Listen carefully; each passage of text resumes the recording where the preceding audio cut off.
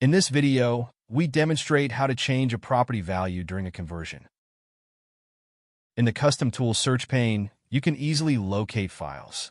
From here, you can either launch the Print and Convert function directly or open the assembly in SOLIDWORKS. To get started, open a drawing of this part. I noticed that the drawing's title block contains the project number 12345. I want to convert the drawing to PDF, but I also want to update the project number to 567. This is especially useful when files are stored in places like PDM, where you cannot modify the project number in the original files, but still want the updated project number to appear in the PDFs. Now, let's see how this is done with Custom Tools Print and Convert feature. First, I'll convert all drawings to PDF format by selecting the Drawings to PDF conversion rule.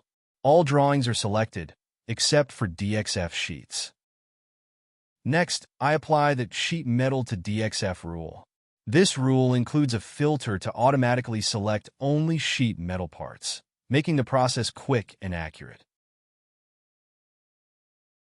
Lastly, I want to convert only the spare parts drawings to PDF. Since not all drawings are for spare parts, I defined a filter for this conversion rule to select only the spare parts drawings.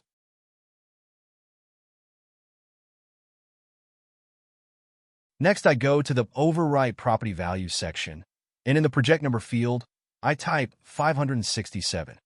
Please note that the property value changes are not saved to the original model. When you're ready, simply click the OK button and let Custom Tools handle the rest. After the conversion, you can open the PDF files for the spare parts drawings and see that the project number is now updated to 567. Thank you for watching, and see you in the next video.